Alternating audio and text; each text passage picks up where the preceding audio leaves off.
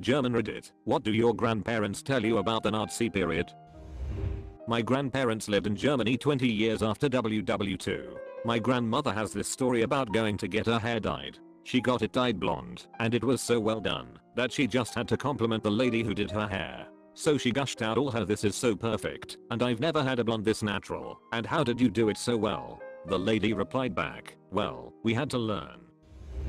There were a few stories. My grandmother told me about the bombs and the shelters. How her brother always brought his globe because he treasured it more than anything.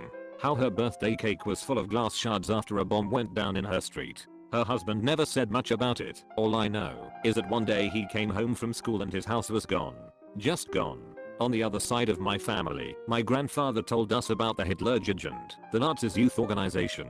He was just too young to man one of the flak cannons defending Stuttgart at the time. But I do know that cracking open phosphor bombs was great fun for the kids. When the city was surrounded, he and his friends decided to break out and fall into the back of the US Army. They were about 16 years old, had rifles and bicycles. If some old guy hadn't talked them out of it, I wouldn't be typing this up today.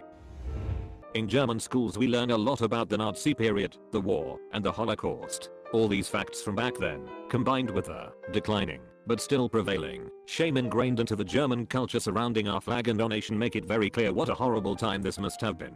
However, to me the story that always captured the whole craziness of the war most clearly was how my grandfather's family lost all their land and became refugees. My grandfather was born in 1935 in a village in Poland, where his family owned quite a bit of land. My great-grandfather was a farmer. At the time, this village was not too far from the German border, so although this was Polish territory, a proportion of people living there were basically Germans. This seems weird in today's times, but you have to understand that borders in Europe shifted all the freaking time back in the days, and Germany had not been a unified country for very long at the time.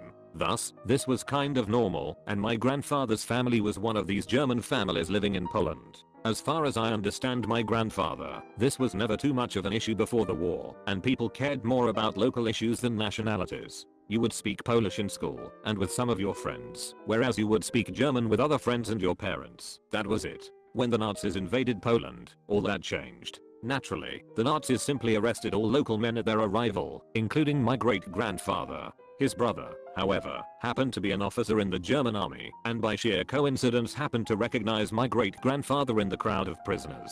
He told soldiers to let my great-grandfather free, claiming that he's a German, and must therefore not be held prisoner. The higher-up Nazi officials accepted that, but also told my great-grandfather that, because he owned some land, and was a local German, he was now appointed the official Nazi representative of this village. I'm not sure if this is clear from the story, but this was an offer you cannot refuse type of situation.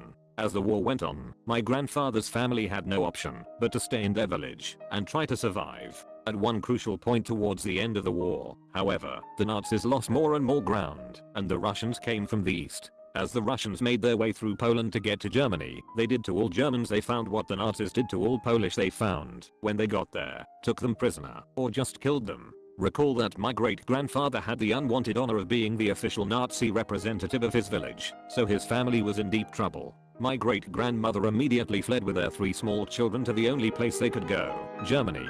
My great-grandfather, on the other hand, had to stay until the very moment the Nazis lost his village to the Russians, after which it was too late to flee. So when the Russians came, he hid in the forest for months, occasionally sneaking into his house to get food and water. When the air was finally clear, he too fled to Germany, where he somehow managed to find my great-grandmother and the rest of the family. They ended up in a refugee camp, where they would live for the next 4 years, sometimes having barely enough to eat. Needless to say, they lost everything they owned before the war as their land became part of the Soviet Union. I have to remark that despite this tough childhood, my grandfather became an extremely friendly, humble person who never took anything for granted. Every German knows the look of a grandparent who grew up during the war, when you say you're finished, but your plate is still full.